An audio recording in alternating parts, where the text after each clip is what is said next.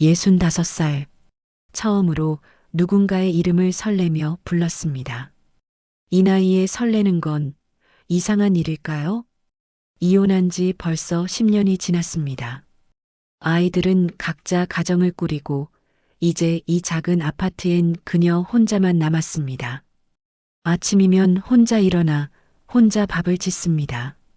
예전엔 내 식구 밥을 하느라 정신없었는데 이젠 공기 하나면 충분합니다. 식탁에 앉아 밥을 먹다 보면 너무 조용해서 텔레비전을 켜게 됩니다. 누군가의 목소리라도 들어야 이 집이 덜 휑해 보이니까요. 사람들 앞에서는 늘 말합니다. 혼자 사는 게 편하다고, 이제 눈치 볼 일도 없고 좋다고요. 실제로 그런 면도 있습니다. 아무도 간섭하지 않으니 드라마를 밤새 봐도 되고 먹고 싶은 것만 해 먹어도 됩니다. 하지만 저녁이 되면 이야기가 달라집니다. 창밖으로 다른 집 불빛들이 하나둘 켜질 때 그녀는 소파에 앉아 텔레비전만 멍하니 바라봅니다. 웃음소리가 들리는 화면 속 가족들을 보면서 문득 이런 생각이 듭니다. 내가 뭘 잘못한 걸까? 이 나이에 혼자 남아서 이렇게 사는 게 맞는 걸까? 밤이 깊어지면 더 심해집니다. 침대에 누워 천장을 보고 있으면 옆자리가 너무 텅 비어 있다는 게 느껴집니다. 이혼을 선택한 건 자신이었습니다. 남편의 외도를 알게 됐을 때 더 이상은 못 참겠다 싶었습니다. 아이들을 생각해서 참고 살 수도 있었지만 그러고 싶지 않았습니다. 그래서 이혼했습니다. 주변 사람들은 말렸습니다. 나이도 있는데 어떻게 혼자 사냐고, 자식들 생각해서라도 참고 살라고요. 하지만 그녀는 고집을 부렸습니다. 존중받지 못하는 결혼 생활을 계속할 수는 없었으니까요. 처음 몇 년은 괜찮았습니다. 오히려 홀가분했습니다. 아이들이 자주 찾아왔고 친구들과 여행도 다녔습니다. 그런데 시간이 지나면서 아이들은 점점 바빠졌습니다. 며느리 눈치, 사위 눈치도 보여서 자주 연락하기가 조심스러워졌습니다. 친구들도 마찬가지입니다. 다들 손주 돌보느라, 남편 시중 드느라 바쁩니다. 가끔 만나면 손주 자랑, 남편 이야기뿐입니다. 그럴 때마다 그녀는 가만히 듣고만 있습니다. 자신에겐 그런 이야기가 없으니까요. 그러던 어느 날 아파트 게시판에서 공지를 봤습니다. 주민들을 위한 공용 텃밭을 분양한다는 내용이었습니다. 그녀는 별 생각 없이 신청했습니다. 집에만 있으니 답답했고 뭐라도 해야 할 것 같았습니다. 텃밭을 받고 처음 며칠은 막막했습니다. 흙을 만져본 지가 얼마나 됐는지 모르겠습니다. 어릴 적 시골에서 할머니를 도와 밭일을 했던 기억이 어렴풋이 났지만 그게 전부였습니다. 그래도 매일 나갔습니다. 아침 일찍 일어나 텃밭으로 갑니다. 잡초를 뽑고 물을 주고 모종을 심습니다. 처음엔 서툴렀지만 점점 손에 익어갑니다. 흙을 만지고 있으면 마음이 조금 편해집니다. 상추가 자라는 걸 보면서 신기했습니다. 작은 모종이 날마다 조금씩 크는 게 눈에 보입니다. 누군가를 돌보는 일, 무언가를 키우는 일이 이렇게 마음을 채워주는 줄 몰랐습니다. 텃밭에 나가는 시간이 그녀의 일상이 됐습니다. 아침에 눈을 뜨면 제일 먼저 날씨를 확인합니다. 비가 오는지 햇빛이 좋은지 봅니다. 그리고 서둘러 옷을 입고 텃밭으로 향합니다. 그곳에서만큼은 외롭지 않았습니다. 흙 냄새, 풀 냄새, 햇살의 따스함, 그런 것들이 그녀를 위로해줬습니다. 집에서 텔레비전 소리만 듣고 있는 것보다 훨씬 나았습니다. 다른 주민들과도 가끔 인사를 나눕니다. 짧은 인사들이지만 그것만으로도 충분했습니다. 누군가와 말을 주고받는다는 것, 그것만으로도 이 텃밭에 나올 이유가 됐습니다. 어느 날 오후 그녀는 텃밭 한쪽 벤치에 앉아 쉬고 있었습니다. 한참 일을 하고 나니 허리가 아팠습니다. 가져온 보온병에서 옥수수차를 따라 마시면서 자신의 텃밭을 바라봤습니다. 상추가 파릇파릇하게 자라있고 토마토 모종에서 노란 꽃이 피기 시작했습니다. 작은 성취감이 밀려왔습니다. 나도 아직 뭔가를 할 수 있구나, 뭔가를 키울 수 있구나 하는 생각이 들었습니다. 그때였습니다. 옆 텃밭에서 누군가 일하는 모습이 눈에 들어왔습니다. 남자였습니다. 나이는 자신과 비슷해 보였습니다. 허리를 굽혀 열심히 김을 메고 있었습니다. 그녀는 그냥 지나치려 했습니다. 굳이 말을 걸 필요는 없었으니까요. 하지만 그 남자가 먼저 고개를 들어 인사를 건넸습니다. 짧은 눈인사였습니다. 그녀도 가볍게 고개를 숙여 답했습니다. 그뿐이었습니다. 남자는 다시 자기 일을 했고 그녀도 벤치에서 일어나 집으로 돌아갔습니다. 그날 밤 그녀는 이상하게 잠이 잘 오지 않았습니다. 텃밭에서 마주쳤던 그 남자가 자꾸 생각났습니다. 별것 아닌 인사인데 왜인지 마음에 남았습니다. 다음 날도 그 다음 날도 텃밭에 나갔습니다. 그리고 그 남자도 거의 매일 나왔습니다. 서로 눈이 마주치면 가볍게 인사를 나눴습니다. 여전히 말은 없었지만요. 그렇게 일주일쯤 지났을까요? 그녀는 문득 깨달았습니다. 자신이 아침에 일어날 때 옷을 고르는데 조금 더 신경을 쓰고 있다는 거요. 그리고 텃밭에 나갈 때 그 남자가 나와 있을까 하는 생각을 한다는 거요. 그 순간 그녀는 깜짝 놀랐습니다. 이게 무슨 생각이람. 65살 먹은 사람이 무슨 설렘이람.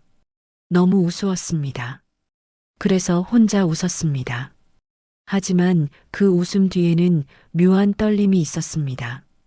오랜만에 느껴보는 감정이었습니다. 무언가를 기대하는 마음, 누군가를 의식하는 마음. 그게 어떤 건지 까맣게 잊고 있었는데 이제야 다시 기억나는 것 같았습니다. 그날 저녁 그녀는 거울을 오래 들여다봤습니다. 주름진 얼굴, 희끗희끗한 머리카락, 처진 눈꺼풀. 이런 모습으로 누군가를 의식한다는 게 맞는 걸까요? 하지만 거울 속 자신의 눈은 오랜만에 조금 살아있는 것 같았습니다. 며칠이 지나면서 그 남자는 더 이상 낯선 사람이 아니게 됐습니다. 매일 아침 비슷한 시간에 텃밭에서 마주치다 보니 자연스럽게 눈인사를 나누게 됐습니다. 그는 항상 깔끔한 차림이었습니다. 낡았지만 단정한 작업복을 입고 책 넓은 모자를 썼습니다. 일하는 모습도 차분했습니다.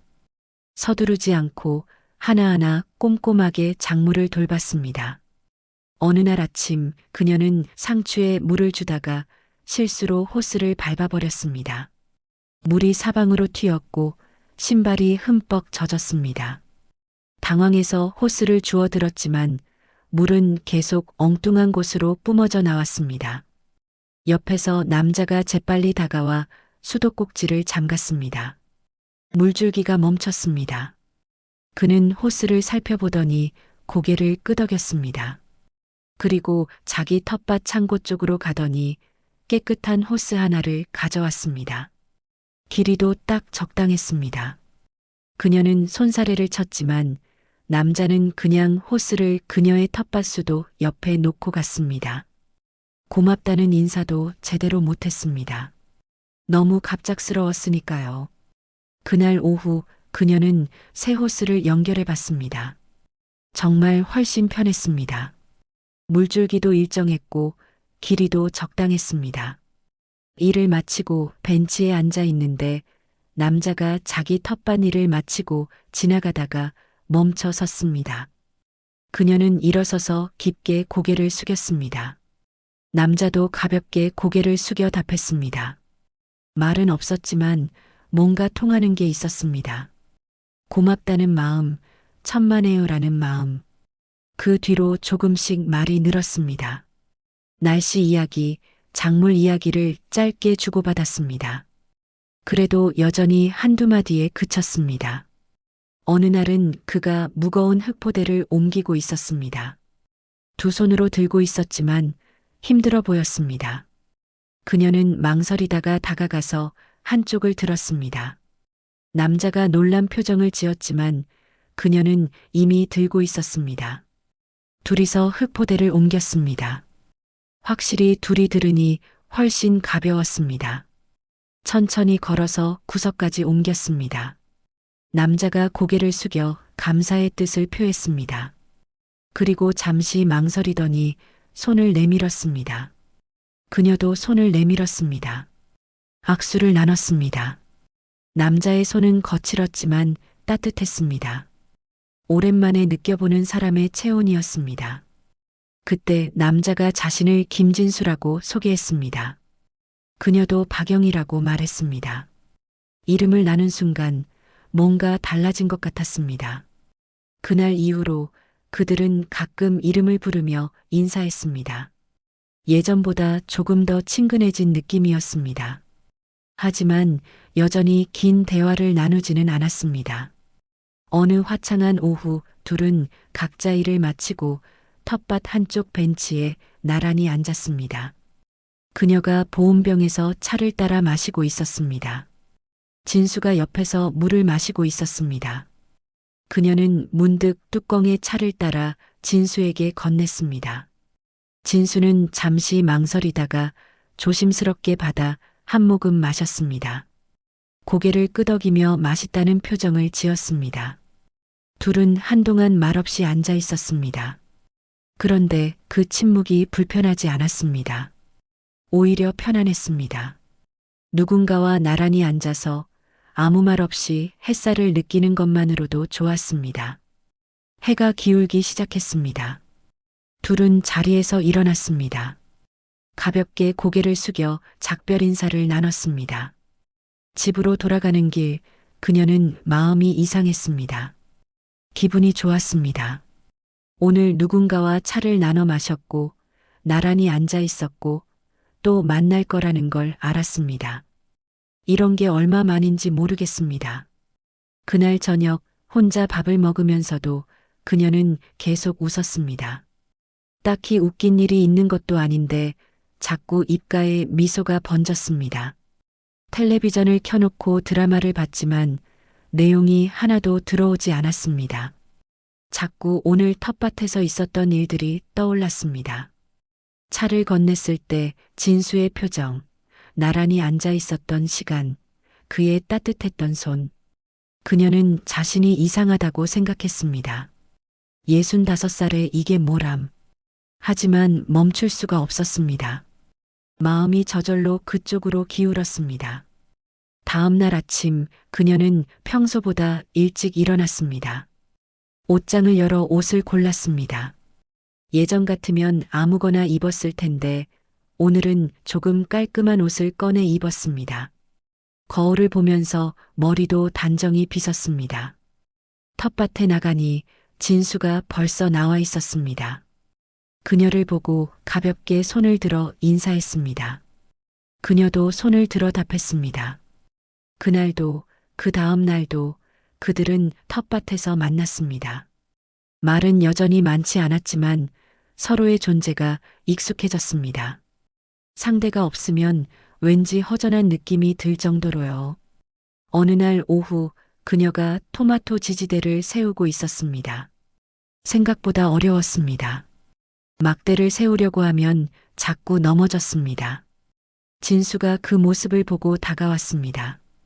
말없이 막대 하나를 잡아줬습니다. 그녀가 반대편을 고정하는 동안 진수가 그쪽을 잡고 있었습니다. 둘이 함께 작업하니 금방 끝났습니다. 일을 마치고 나서 둘은 또 벤치에 앉았습니다. 이제는 거의 매일의 일과가 됐습니다. 각자 일을 마치고 나면 잠시 벤치에 앉아 쉬는 시간. 그날 진수가 작은 봉지를 꺼냈습니다. 방울토마토였습니다. 자기 텃밭에서 딴 것 같았습니다. 그는 봉지를 그녀에게 건넸습니다. 그녀는 손을 저었지만 진수는 그냥 옆에 놓고 갔습니다. 고집이 센 사람인 것 같았습니다. 아니, 배려심이 많은 사람이었습니다. 집에 돌아와서 그 토마토를 씻어 먹었습니다. 달고 맛있었습니다. 하지만 그 맛보다 더 따뜻한 건 누군가 자신을 생각해서 챙겨줬다는 그 마음이었습니다. 그날 밤 그녀는 오랜만에 편안하게 잠들었습니다. 외롭지 않았습니다. 내일 또 만날 사람이 있다는 것, 그것만으로도 충분했습니다. 날씨가 점점 따뜻해졌습니다. 텃밭의 작물들도 무럭무럭 자랐습니다. 그리고 그녀와 진수의 관계도 조금씩 익어갔습니다.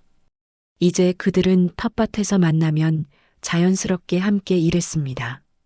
말은 여전히 많지 않았지만 행동으로 서로를 도왔습니다. 물을 줄 때, 김을 맬 때, 작물을 정리할 때 두 사람은 묵묵히 나란히 움직였습니다. 어느 날 오후 날씨가 흐려지기 시작했습니다. 뉴스에서 저녁에 비가 온다고 했습니다. 그녀는 서둘러 상추에 덮개를 씌우려 했지만 손이 부족했습니다. 진수가 그 모습을 보고 자기 일을 멈추고 다가왔습니다. 말없이 덮개 한쪽을 잡아줬습니다. 둘이서 재빨리 작업을 끝냈습니다. 일을 마치고 나니 땀이 났습니다. 그녀가 보온병을 꺼내 차를 따랐습니다. 이제는 자연스럽게 두 잔을 준비했습니다. 하나는 자신이 마시고 하나는 진수에게 건넸습니다. 진수는 고맙다는 표정으로 받아 마셨습니다.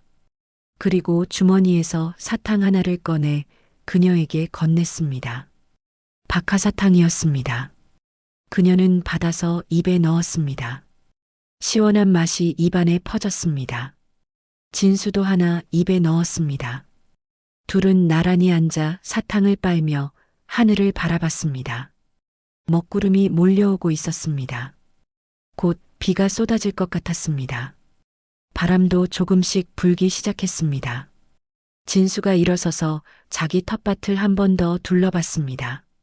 덮개가 제대로 씌워져 있는지 확인하는 것 같았습니다. 그녀도 일어나서 자기 텃밭을 확인했습니다. 모든 게 준비됐습니다. 이제 비가 와도 괜찮았습니다. 둘은 서로를 보며 고개를 끄덕였습니다. 그리고 각자 집으로 향했습니다. 그날 밤 정말 비가 쏟아졌습니다. 창밖으로 빗소리가 요란했습니다. 그녀는 침대에 누워 그 소리를 들었습니다. 문득 진수 생각이 났습니다. 그의 텃밭은 괜찮을까? 덮개가 날아가진 않았을까? 괜한 걱정이라는 걸 알면서도 자꾸 그 생각이 들었습니다. 다음 날 아침 비는 그쳤습니다. 그녀는 서둘러 텃밭으로 나갔습니다. 땅이 질퍽했지만 다행히 작물들은 무사했습니다. 덮개가 잘 막아준 덕분이었습니다. 진수도 벌써 나와 있었습니다. 그의 텃밭도 괜찮아 보였습니다. 둘은 서로를 보며 안도의 표정을 지었습니다. 그날 오후 햇살이 다시 나왔습니다. 젖은 땅에서 물기가 증발하면서 흙 냄새가 진하게 났습니다. 그 냄새가 참 좋았습니다. 그녀는 젖은 잎들을 닦아주고 있었습니다. 상추잎에 물방울이 맺혀 있었습니다. 햇살에 반짝이는 물방울이 예뻤습니다. 진수가 옆에 와서 함께 잎을 닦아줬습니다. 두 사람은 나란히 쪼그리고 앉아 조심스럽게 작물을 돌봤습니다. 어깨가 살짝 스칠 듯 말 듯한 거리였습니다. 그 순간 그녀의 심장이 두근거렸습니다. 이상한 일이었습니다. 65살 먹은 사람이 어깨가 스쳤다고 심장이 뛴다니 너무 우스웠습니다.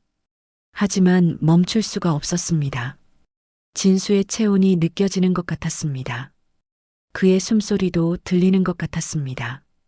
가까이 있다는 것, 그것만으로도 떨렸습니다. 일을 마치고 일어섰을 때 그녀의 얼굴이 빨개져 있었습니다.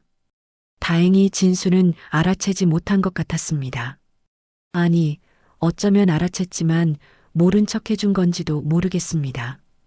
그날부터 그녀는 묘한 감정에 사로잡혔습니다. 텃밭에 나갈 때마다 떨렸습니다. 진수를 만날 거라는 생각에 설레기도 하고 동시에 민망하기도 했습니다. 거울을 볼 때마다 한숨이 나왔습니다. 주름투성이 얼굴, 군살 붙은 몸, 이런 모습으로 누군가에게 설렌다는 게 너무 부끄러웠습니다. 친구에게 전화가 왔을 때 그 이야기를 꺼낼 뻔했습니다. 하지만 입 밖으로 내지 못했습니다. 뭐라고 말해야 할지 몰랐습니다. 텃밭에서 만난 남자에게 설렌다고? 65살에? 친구가 뭐라고 할까요? 그래서 혼자 속으로만 삼켰습니다. 이 감정을, 이 설렘을 누구에게도 말할 수 없는 비밀처럼요. 어느 날 저녁 그녀는 옷장을 열어봤습니다. 오래된 옷들만 가득했습니다. 색바랜 티셔츠, 늘어난 바지들. 갑자기 새 옷이 입고 싶어졌습니다. 다음 날 그녀는 동네 옷가게에 갔습니다. 오랜만이었습니다.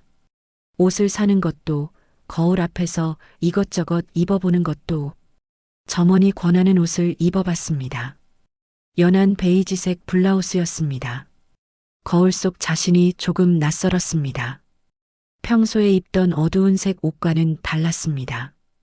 그런데 나쁘지 않았습니다. 아니, 좋았습니다. 그 옷을 샀습니다. 그리고 다음 날 텃밭에 나갈 때 입었습니다. 진수가 그 모습을 보고 잠시 멈칫했습니다. 그리고 짧게 고개를 끄덕였습니다. 말은 없었지만 그 고개 끄덕임이 그녀에겐 큰 의미였습니다. 알아봐줬다는 것, 좋게 봐줬다는 것, 그것만으로도 가슴이 뛰었습니다. 그날 오후 둘은 또 벤치에 앉았습니다. 햇살이 따뜻했습니다. 그녀는 진수를 슬쩍 쳐다봤습니다. 그의 옆모습이 눈에 들어왔습니다. 주름진 얼굴이지만 온화한 표정이었습니다. 모자 아래로 보이는 희끗한 머리카락도 나쁘지 않았습니다. 그저 편안해 보이는 사람이었습니다. 진수도 그녀를 쳐다봤습니다. 눈이 마주쳤습니다. 그 짧은 순간 둘 다 당황해서 시선을 돌렸습니다. 그리고 서로 웃음이 터졌습니다. 소리내어 웃은 건 처음이었습니다. 그 웃음이 이상하게 마음을 가볍게 해줬습니다. 어색함도 민망함도 조금 녹아내렸습니다. 집에 돌아온 그날 그녀는 거울을 봤습니다. 이번엔 한숨이 나오지 않았습니다. 대신 미소가 지어졌습니다. 주름진 얼굴이지만 웃고 있는 얼굴이었습니다. 65살에 설렌다는 게 이상한 일일까요? 나이 들었다고 감정도 늙는 건 아닌 것 같았습니다.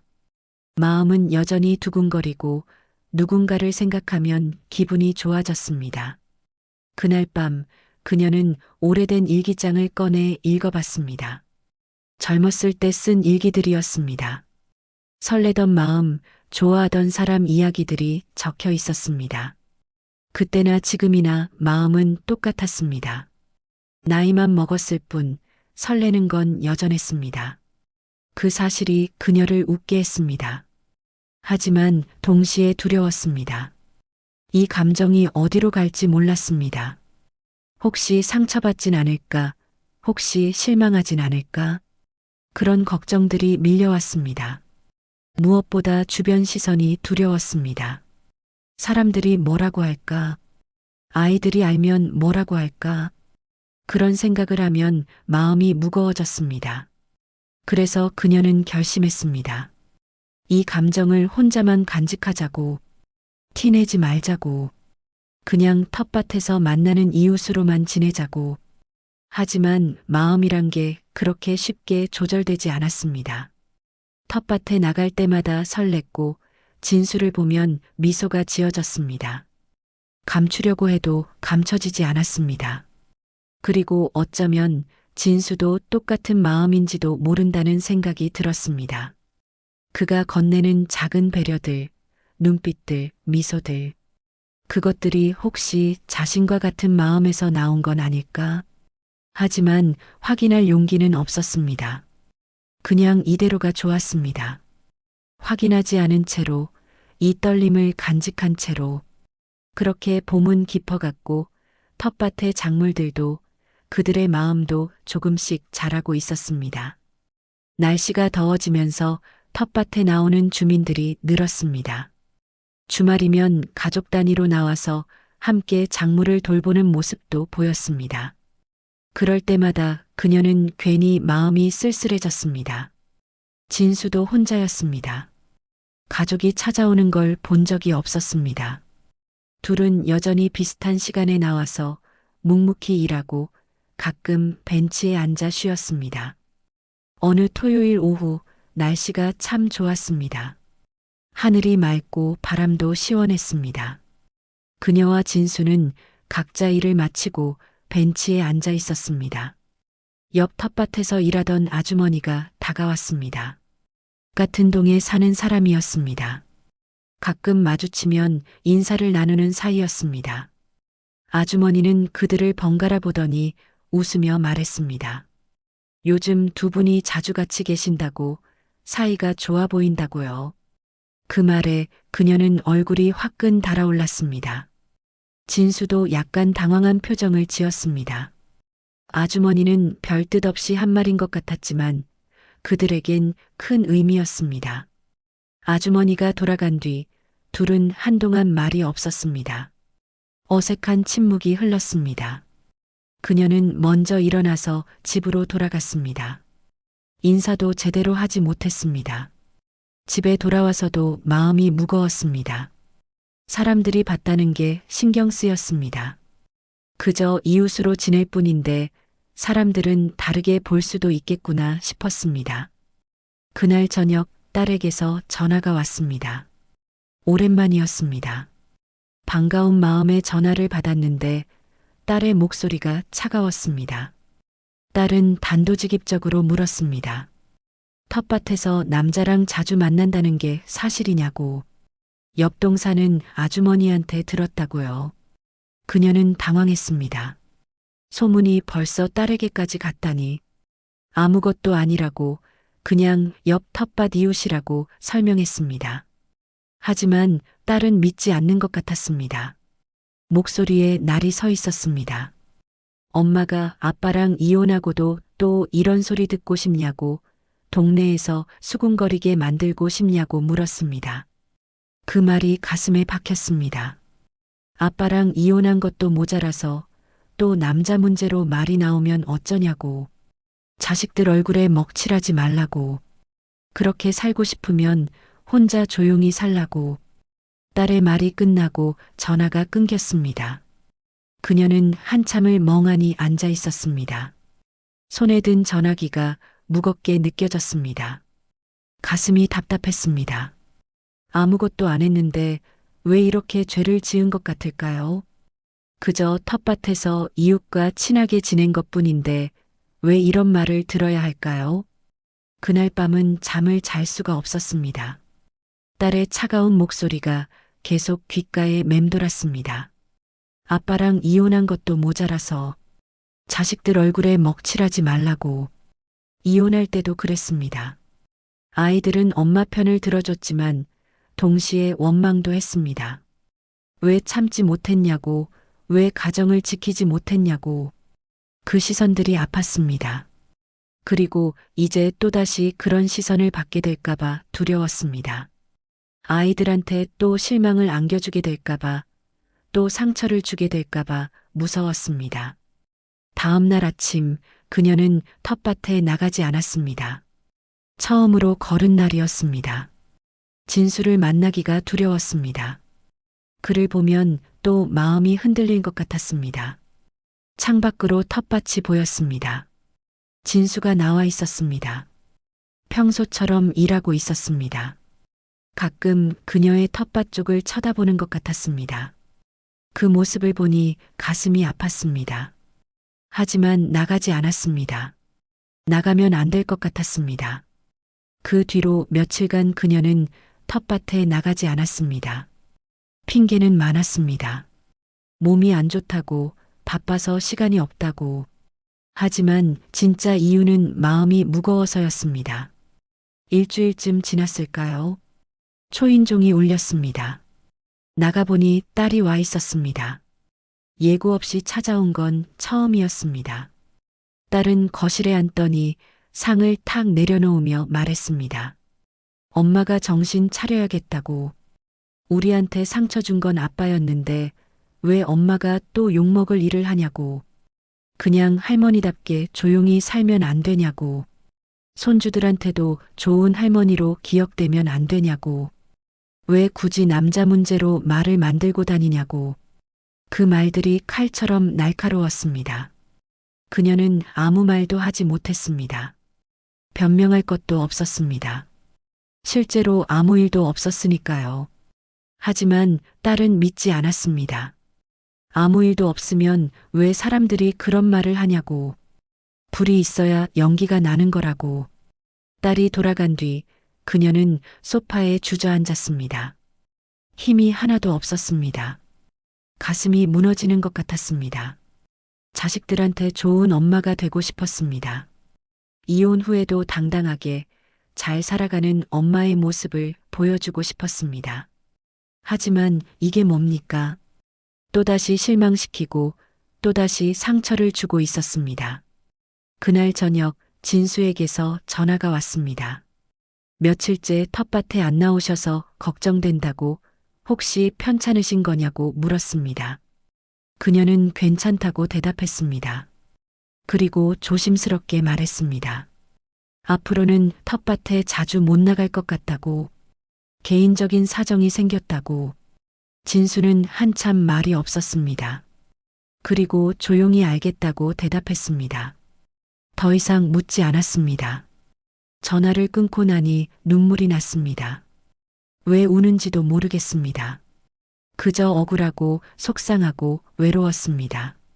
나쁜 일을 한 것도 아닌데 왜 이렇게 죄인처럼 느껴질까요?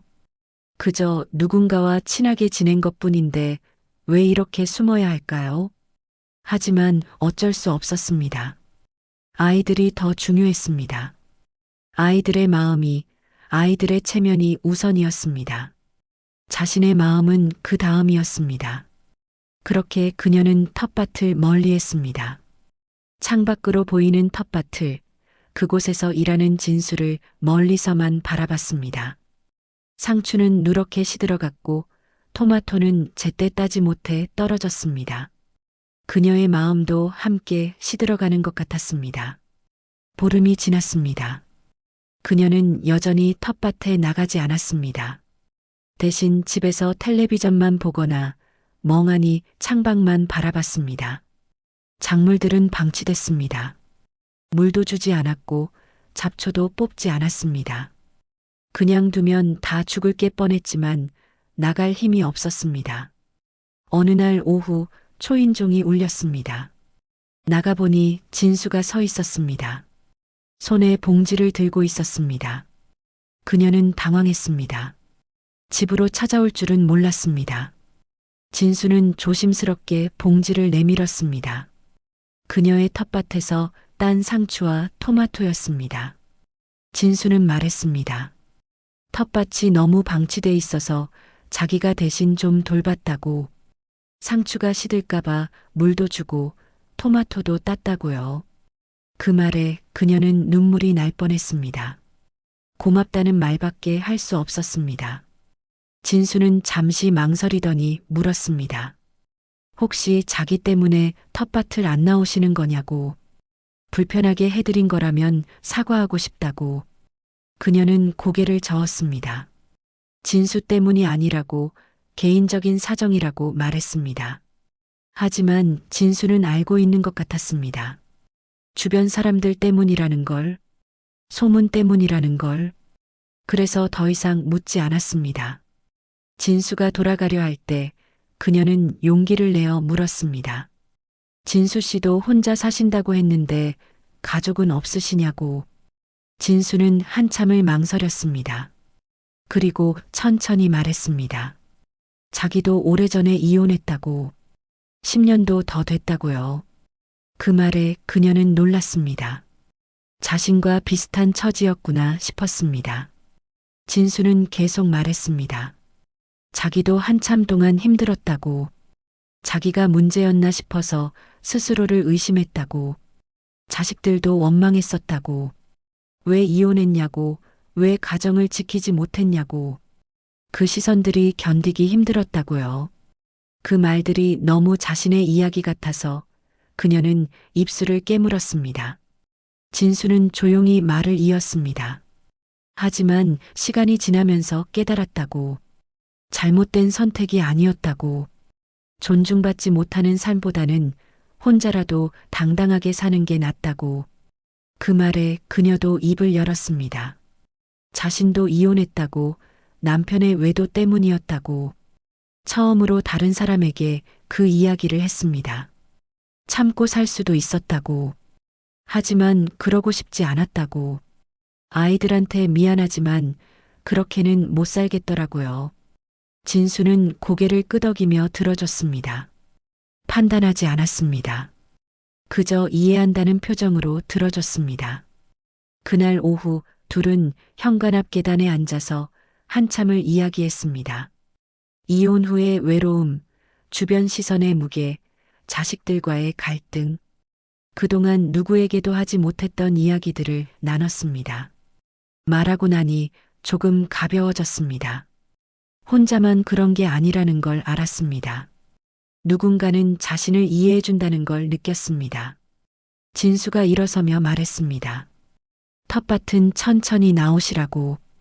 자기가 당분간 대신 돌봐줄 테니까 부담 가지지 말라고요. 그리고 덧붙였습니다. 주변 사람들이 뭐라고 하든 영희 씨가 결정하시면 된다고. 영희 씨 인생은 영희 씨 것이니까요. 그 말이 큰 위로가 됐습니다. 진수가 돌아간 뒤 그녀는 한참을 현관 앞에 앉아 있었습니다. 가슴이 먹먹했습니다. 그날 밤 그녀는 오랜만에 깊은 잠을 잤습니다. 꿈에서 텃밭이 나왔습니다. 푸른 상추, 빨간 토마토, 따뜻한 햇살, 그리고 옆에서 묵묵히 일하는 진수의 뒷모습. 다음 날 아침 그녀는 용기를 냈습니다.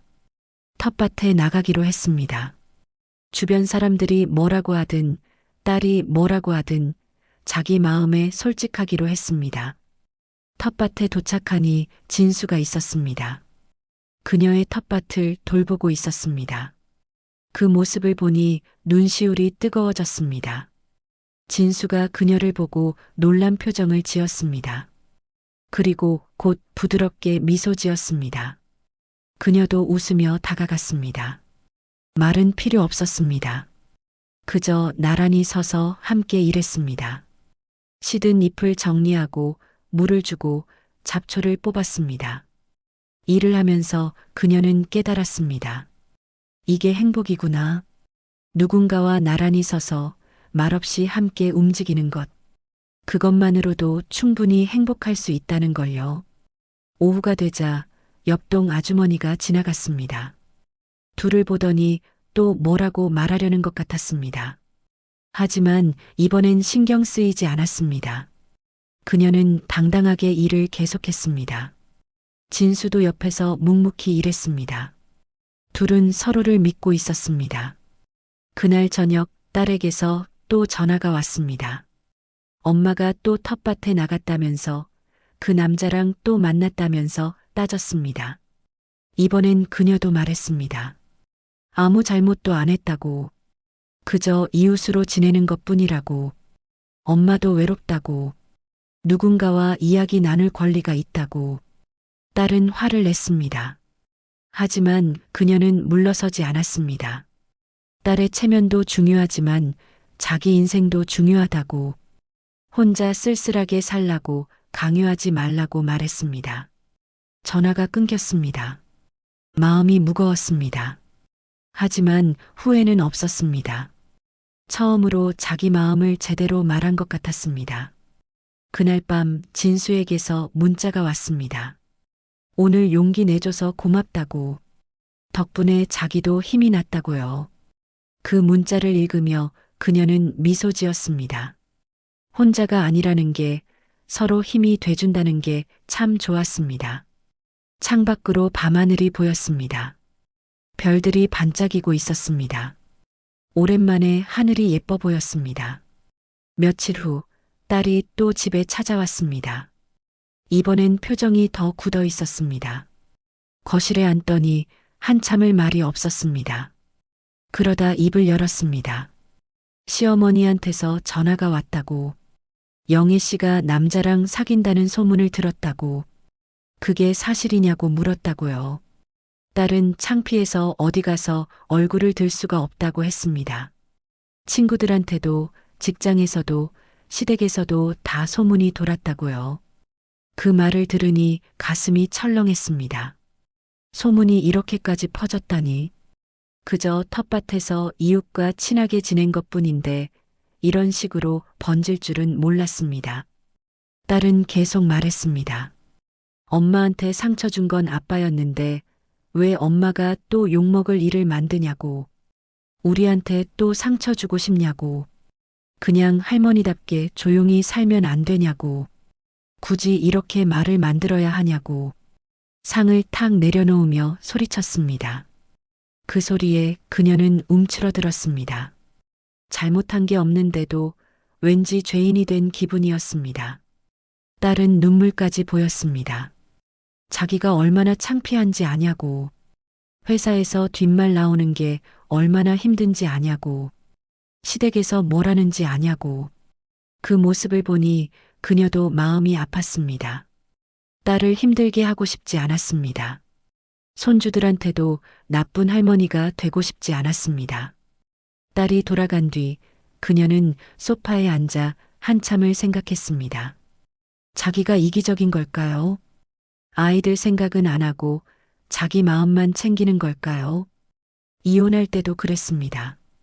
아이들을 생각하면 참고 살아야 했는지도 모릅니다. 하지만 그러지 못했습니다. 자기를 지키고 싶었습니다. 그리고 이번에도 마찬가지였습니다. 외로움을 달래고 싶었고 누군가와 함께 있고 싶었습니다. 그게 그렇게 큰 잘못일까요? 밤이 깊어갔습니다. 그녀는 잠을 이루지 못했습니다. 마음이 복잡했습니다. 한쪽에선 딸의 얼굴이 떠올랐고 다른 한쪽에선 진수의 모습이 보였습니다. 다음 날 아침 그녀는 텃밭에 나갔습니다. 진수도 나와 있었습니다. 평소처럼 일하고 있었습니다. 하지만 그녀는 다가가지 못했습니다. 멀리서 자기 텃밭만 돌봤습니다. 진수도 눈치챈 것 같았습니다. 말을 걸지 않았습니다. 일을 마치고 나서도 그녀는 벤치에 앉지 않았습니다. 그냥 집으로 돌아가려 했습니다. 그때 진수가 다가왔습니다. 그는 조심스럽게 물었습니다. 무슨 일이 있냐고. 혹시 자기 때문에 곤란한 일이 생긴 거냐고요. 그녀는 고개를 저었습니다. 하지만 눈물이 났습니다. 참으려 했는데 참을 수가 없었습니다. 진수는 당황해서 어쩔 줄 몰라 했습니다. 그저 조용히 옆에 서 있었습니다. 그 모습이 더 눈물이 나게 했습니다. 한참을 울고 나서 그녀는 말했습니다. 우리 그냥 이 정도로만 지내자고. 더 이상은 힘들 것 같다고. 딸이 너무 힘들어한다고요. 진수는 아무 말도 하지 않았습니다. 그저 고개를 끄덕였습니다. 알겠다는 표정이었습니다. 그날 이후로 둘은 거리를 뒀습니다. 텃밭에서 마주쳐도 짧게 인사만 나눴습니다. 함께 일하지도 않았고 벤치에 같이 앉지도 않았습니다. 그렇게 일주일이 지났습니다. 그녀는 매일 텃밭에 나갔지만 예전 같지 않았습니다. 일이 손에 잡히지 않았습니다. 진수도 마찬가지인 것 같았습니다. 멀리서 보면 힘없이 일하는 모습이 보였습니다. 가끔 그녀 쪽을 쳐다보는 것도 보였습니다. 하지만 다가가지 않았습니다. 서로 약속한 것처럼 거리를 유지했습니다. 집에 돌아와서도 마음이 무거웠습니다. 옳은 선택을 한 건지 모르겠습니다. 딸을 위해서는 맞는 선택이겠지만 자기 마음은 너무 아팠습니다. 밤마다 눈물이 났습니다. 왜 이렇게 힘든지 모르겠습니다. 특별한 관계도 아니었는데 왜 이렇게 허전한지요. 어느 날 밤 친구에게서 전화가 왔습니다. 오랜만이었습니다. 이야기를 나누다가 친구가 물었습니다. 요즘 왜 이렇게 목소리가 힘이 없냐고. 그녀는 별일 없다고 둘러댔습니다. 하지만 친구는 눈치챘습니다. 무슨 일 있으면 말하라고, 혼자 끙끙 앓지 말라고 했습니다. 그 말에 그녀는 모든 걸 털어놨습니다.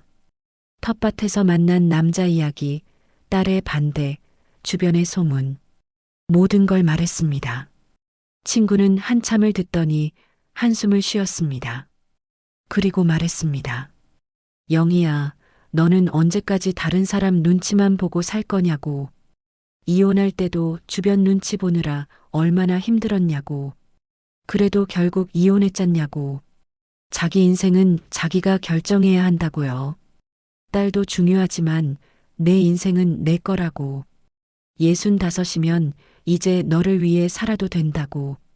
남은 인생이 얼마나 되는데 그것마저 눈치 보며 살 거냐고요. 친구의 말이 가슴에 박혔습니다. 맞는 말이었습니다. 하지만 쉽지 않았습니다. 자식을 저버리는 것 같아서 무서웠습니다. 전화를 끊고 나서 그녀는 오래 생각했습니다. 내가 정말 원하는 게 뭘까? 딸의 인정을 받는 것일까? 아니면 내 마음에 솔직한 것일까? 대답은 쉽지 않았습니다. 둘 다 원했습니다. 하지만 둘 다 가질 수는 없는 것 같았습니다. 그날 밤 비가 내렸습니다. 창밖으로 빗소리가 들렸습니다. 그 소리를 들으며 그녀는 텃밭 생각을 했습니다. 작물들이 젖고 있을 거예요. 진수는 나가서 덮개를 씌웠을까요? 문득 나가고 싶었습니다. 텃밭으로 달려가고 싶었습니다. 진수를 만나고 싶었습니다. 하지만 움직이지 못했습니다. 딸의 얼굴이 떠올랐습니다. 창피해하던 모습, 눈물 흘리던 모습. 그렇게 그녀는 창가에 서서 밤새 비 내리는 걸 바라봤습니다. 마음은 텃밭에 가 있었지만 몸은 집에 묶여 있었습니다. 사흘 동안 비가 계속 내렸습니다. 그녀는 집에만 있었습니다. 텃밭이 걱정됐지만 나가지 못했습니다. 나가면 진수를 만날 것 같았고 만나면 또 마음이 흔들릴 것 같았습니다. 넷째 날 아침 비가 그쳤습니다. 하지만 하늘은 여전히 잔뜩 흐렸습니다. 그녀는 창밖으로 텃밭을 바라봤습니다. 젖은 땅이 보였습니다. 작물들이 무사할까요? 상추는 쓰러지지 않았을까요? 토마토는 비에 떨어지지 않았을까요? 걱정이 밀려왔습니다. 결국 그녀는 우비를 입고 밖으로 나갔습니다. 텃밭에 도착하니 예상대로 엉망이었습니다. 잎들은 젖어서 땅에 눕혀져 있었고 토마토 몇 개는 떨어져 있었습니다. 그녀는 한숨을 쉬며 정리를 시작했습니다. 젖은 잎을 추스르고 떨어진 토마토를 주워 담았습니다. 손이 흙투성이가 됐습니다. 한참 일하고 있는데 누군가 다가오는 소리가 들렸습니다. 고개를 들어보니 진수였습니다. 그도 우비를 입고 있었습니다. 둘은 잠시 서로를 바라봤습니다. 말이 없었습니다. 진수가 먼저 그녀의 텃밭 옆에 쪼그리고 앉았습니다. 그리고 말없이 함께 정리를 시작했습니다. 상추를 일으키고 토마토 지지대를 바로 세우고 젖은 잎들을 닦아줬습니다. 둘은 나란히 움직였습니다. 말은 없었지만 호흡이 맞았습니다. 일을 다 마치고 나니 두 사람 모두 흙투성이가 됐습니다. 우비에도 장화에도 손에도 흙이 묻었습니다. 진수가 벤치로 가서 앉았습니다. 그녀도 따라가서 앉았습니다. 비는 그쳤지만 하늘은 여전히 어두웠습니다. 한참을 침묵이 흘렀습니다. 그러다 진수가 조용히 말했습니다. 미안하다고. 자기 때문에 곤란한 일이 생긴 것 같아서 미안하다고요. 그 말에 그녀는 고개를 저었습니다. 진수 잘못이 아니라고. 자기가 약해서 그렇다고. 주변 눈치를 너무 보는 자기가 문제라고 말했습니다. 진수는 잠시 망설이더니 말했습니다. 자기도 똑같다고. 이혼하고 나서 항상 눈치만 봤다고. 자식들한테, 주변 사람들한테 늘 조심스럽게 살았다고요. 그래서 영애 씨를 만나서 좋았다고. 눈치 보지 않아도 되는 사람이 생겨서 좋았다고. 편하게 있을 수 있어서 좋았다고 했습니다. 그 말에 그녀는 눈시울이 뜨거워졌습니다. 자기도 똑같았습니다. 진수와 있을 때만큼은 편했습니다. 아무것도 설명하지 않아도 이해받는 기분이었습니다. 그녀는 조용히 말했습니다. 누가 자기 인생을 흔든 게 아니라고. 그냥 자기도 아직 누군가와 같이 웃고 싶었을 뿐이라고. 혼자가 외로웠을 뿐이라고요. 진수는 고개를 끄덕였습니다. 그 마음을 안다고. 자기도 똑같다고. 혼자 사는 게 편하다고 말하지만 사실은 외롭다고. 누군가와 나란히 앉아 있는 것만으로도 좋다고 말했습니다. 둘은 한참을 말없이 앉아 있었습니다. 주변은 조용했습니다. 빗방울이 떨어지는 소리, 바람에 흔들리는 나뭇잎 소리만 들렸습니다.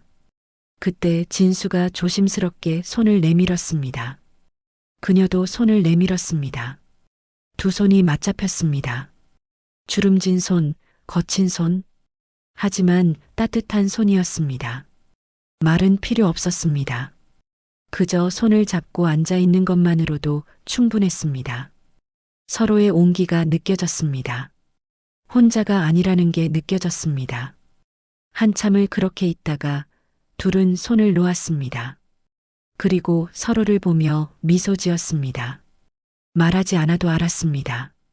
이제 더 이상 피하지 않겠다는 걸, 주변이 뭐라 하든 함께 하겠다는 걸. 그날 오후 그녀는 집에 돌아와서 딸에게 전화했습니다. 할 말이 있다고 했습니다. 딸은 경계하는 목소리였습니다. 그녀는 천천히 침착하게 말했습니다. 엄마도 외롭다고. 누군가와 이야기 나누고 싶다고. 그게 나쁜 일은 아니라고요. 딸은 반박하려 했습니다. 하지만 그녀는 계속 말했습니다. 내 체면도 중요하지만 엄마 인생도 중요하다고. 엄마도 행복할 권리가 있다고. 이혼한 게 잘못이 아니듯 누군가와 친하게 지내는 것도 잘못이 아니라고. 엄마를 이해해달라고. 당장은 힘들어도 언젠가는 이해해줄 수 있을 거라고 믿는다고 말했습니다. 딸은 한참 말이 없었습니다. 그러다 짧게 대답했습니다. 알겠다고. 하지만 이해하긴 어렵다고. 시간이 필요하다고요. 그 말에 그녀는 고개를 끄덕였습니다. 괜찮다고. 천천히 생각해보라고. 엄마는 기다릴 수 있다고 말했습니다. 전화를 끊고 나니 가슴이 후련했습니다. 완전히 해결된 건 아니지만 자기 마음을 전한 것만으로도 의미가 있었습니다. 다음 날 그녀는 텃밭에 나갔습니다. 진수도 나와 있었습니다. 둘은 서로를 보며 웃었습니다.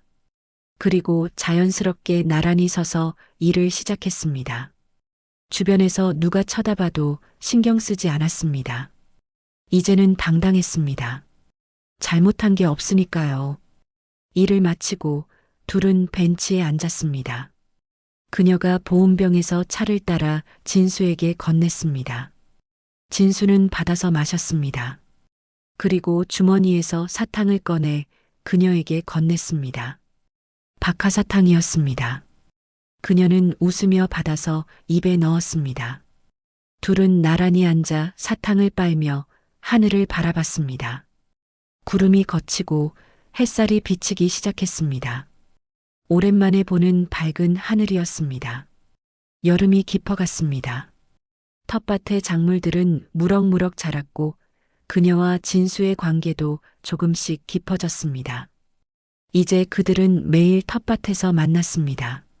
함께 일하고, 함께 쉬고, 함께 시간을 보냈습니다. 말은 여전히 많지 않았지만 그게 오히려 편했습니다. 주변 사람들의 시선도 점점 무뎌졌습니다. 처음엔 수군거렸지만 시간이 지나자 익숙해진 것 같았습니다. 옆동 아주머니도 이제는 그냥 웃으며 인사만 건넸습니다. 딸과의 관계는 여전히 어색했습니다. 자주 연락하지는 않았지만 그래도 가끔 전화가 왔습니다. 예전처럼 따뜻하진 않았지만 완전히 단절되지도 않았습니다. 어느 날 딸이 손주를 데리고 집에 왔습니다. 오랜만이었습니다. 손주가 할머니한테 달려와 안겼습니다. 그 모습을 보니 눈물이 날 뻔했습니다. 보고 싶었습니다. 이렇게 작고 따뜻한 손주가. 딸은 여전히 표정이 굳어 있었지만 그래도 온 것만으로도 고마웠습니다. 손주와 놀아주다가 딸이 조심스럽게 물었습니다. 요즘 어떻게 지내냐고. 텃밭은 잘 다니냐고요. 그녀는 고개를 끄덕였습니다. 잘 다닌다고. 작물도 잘 크고 있다고 말했습니다. 딸은 한참을 망설이더니 물었습니다. 그 사람은 어떤 사람이냐고. 어떤 사람이길래 엄마가 이렇게 고집을 부리냐고요. 그 말에 그녀는 미소 지었습니다. 그리고 천천히 말했습니다. 착한 사람이라고. 조용하고 배려심 많고 외로움을 아는 사람이라고. 결혼하거나 그런 건 아니라고. 그냥 함께 시간을 보내는 사람이라고. 서로 의지하고 외로움을 나누는 사람이라고 말했습니다. 딸은 아무 말도 하지 않았습니다. 하지만 표정이 조금 풀린 것 같았습니다. 완전히 이해한 건 아니겠지만 조금은 받아들이려는 것 같았습니다. 돌아가기 전 딸이 짧게 말했습니다. 엄마가 행복하면 좋겠다고. 당장 이해는 안 되지만 엄마 인생이니까 엄마가 결정하라고요. 그 말이 얼마나 고마웠는지 모릅니다. 그녀는 딸을 꼭 안았습니다. 딸도 잠깐 안겼다가 물러났습니다. 여전히 어색했지만 예전보다는 나아진 것 같았습니다. 그날 저녁 진수에게 그 이야기를 했습니다. 딸이 조금 이해해주는 것 같다고. 시간이 걸리겠지만 언젠가는 완전히 받아들여줄 것 같다고요. 진수는 다행이라며 웃었습니다. 그리고 말했습니다. 자기 아들도 비슷하다고. 완전히 찬성하는 건 아니지만 아버지가 외롭지 않게 지내는 걸 보니 다행이라고 했다고요. 둘은 서로를 보며 미소 지었습니다. 자식들의 인정을 완전히 받은 건 아니지만 그래도 이 정도면 괜찮았습니다. 어느 날 진수가 제안했습니다. 같이 여행을 가자고. 멀리 갈 필요는 없고 근처 바다라도 다녀오자고요. 그녀는 잠시 망설였습니다. 여행이라니. 둘이서 여행을 간다는 게 부담스럽기도 했습니다. 하지만 진수의 눈을 보니 거절할 수가 없었습니다. 다음 주 화요일 둘은 아침 일찍 버스를 탔습니다. 근처 해변 마을로 가는 버스였습니다. 1시간 정도 걸리는 거리였습니다. 버스 안에서 둘은 나란히 앉아 창밖을 바라봤습니다. 지나가는 풍경들, 초록색 들판, 작은 마을들. 오랜만에 보는 풍경이었습니다. 해변에 도착하니 바람이 시원했습니다. 바다 냄새가 났습니다. 그녀는 신발을 벗고 모래를 밟아봤습니다. 발바닥에 모래 감촉이 느껴졌습니다. 진수도 신발을 벗었습니다. 둘은 나란히 걸었습니다. 파도 소리가 들렸습니다. 갈매기들이 날아다녔습니다. 한참을 걷다가 방파제에 앉았습니다. 바다를 바라보며 그저 앉아 있었습니다. 말은 필요 없었습니다. 바닷소리, 바람소리, 그것들만으로 충분했습니다. 점심은 근처 식당에서 먹었습니다. 회덮밥이었습니다. 맛있었습니다. 오랜만에 밖에서 누군가와 밥을 먹는 게 이렇게 좋은 줄 몰랐습니다. 식사를 마치고 다시 해변을 걸었습니다. 해가 기울기 시작했습니다. 노을이 물들기 시작했습니다. 진수가 말했습니다. 이렇게 같이 있는 게 참 좋다고. 특별한 걸 하지 않아도 그저 나란히 있는 것만으로 좋다고요. 그녀도 고개를 끄덕였습니다. 자기도 똑같다고. 혼자가 아니라는 것, 누군가와 함께 있다는 것. 그것만으로도 충분히 행복하다고 말했습니다. 버스를 타고 돌아오는 길, 둘은 나란히 앉아 있었습니다. 그녀의 머리가 진수의 어깨에 기울었습니다. 진수는 가만히 있었습니다. 그렇게 둘은 집으로 돌아왔습니다.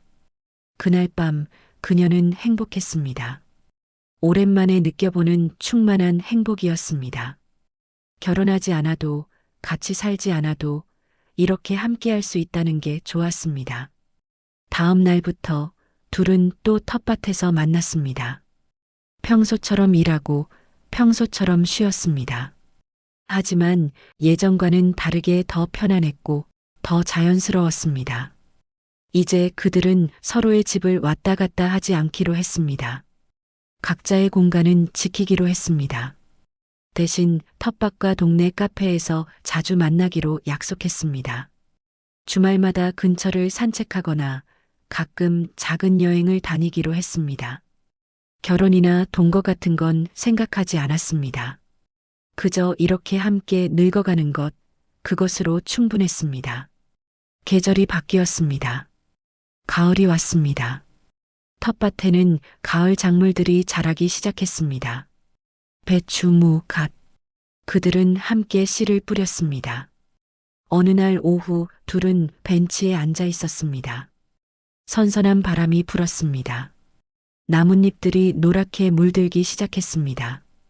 그녀는 진수를 쳐다봤습니다. 주름진 얼굴, 희끗한 머리카락. 하지만 따뜻한 미소를 짓고 있는 사람. 이 사람과 함께 늙어간다는 게 나쁘지 않았습니다. 진수도 그녀를 쳐다봤습니다. 두 사람은 미소 지었습니다. 말은 필요 없었습니다. 서로의 마음을 알고 있었으니까요. 이제 그녀의 하루는 예전과 달랐습니다. 혼자 먹는 밥상이지만 오늘 만날 사람을 생각하며 먹습니다. 텔레비전 소리만 가득한 집이지만 내일 나눌 이야기를 생각하며 잠듭니다.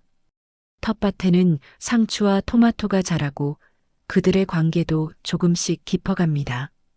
아파트 텃밭에서 시작된 이 늦은 사랑이 그녀의 남은 인생을 조금씩 채워가고 있었습니다.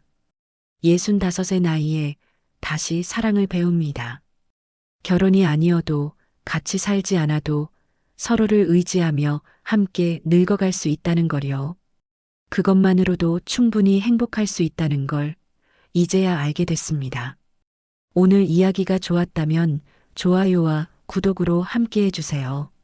여러분의 댓글은 다음 사랑 이야기를 만들어가는 힘이 됩니다.